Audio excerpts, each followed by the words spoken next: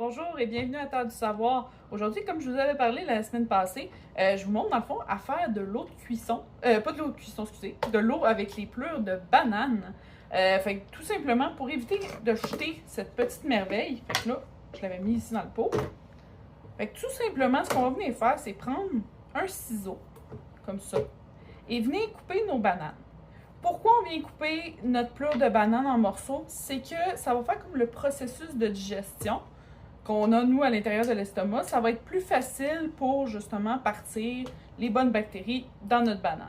Fait que là, on peut couper ça grossièrement, comme ça. Et voilà. Comme ça. Et voilà. Fait que là, on vient mettre ça comme ça ici dans un pot. Très important, prenez un pot qu'il y a une bonne ouverture, que vous êtes capable de sortir les morceaux.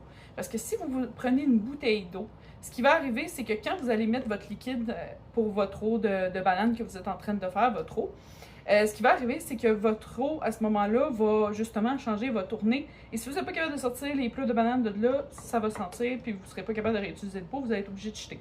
On veut éviter de jeter, fait qu'on va utiliser ça comme ça. On vient mettre notre eau.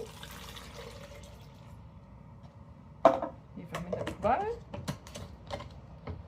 On peut le shaker un peu, mais c'est pas nécessaire. Fait que là, l'important, ça va être de le mettre au frigo pendant à peu près une journée, une semaine, ça va être au choix. L'important, c'est qu'on va voir ici, l'eau va changer. Là, elle est récente, donc on ne voit pas de couleur encore, mais quand elle va changer, elle va devenir comme jaunâtre, un peu blanchâtre, et on va pouvoir l'utiliser. Ce que c'est bon, l'eau des bananes, c'est que c'est riche en potassium et en phosphore. Le phosphore va vous permettre d'avoir un meilleur système racinaire pour vos plantes.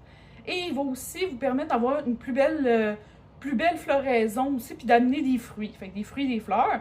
Et le potassium, lui, ce qui va vous permettre, c'est d'avoir une plante qui va être plus en santé et surtout qui va garder sa floraison plus longtemps.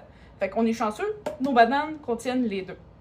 Fait que c'est tout pour cette semaine. Merci d'avoir écouté Terre du Savoir. N'hésitez pas à vous abonner à la chaîne ou à poser des questions. J'adore ça quand vous me posez des questions. Et à la semaine prochaine.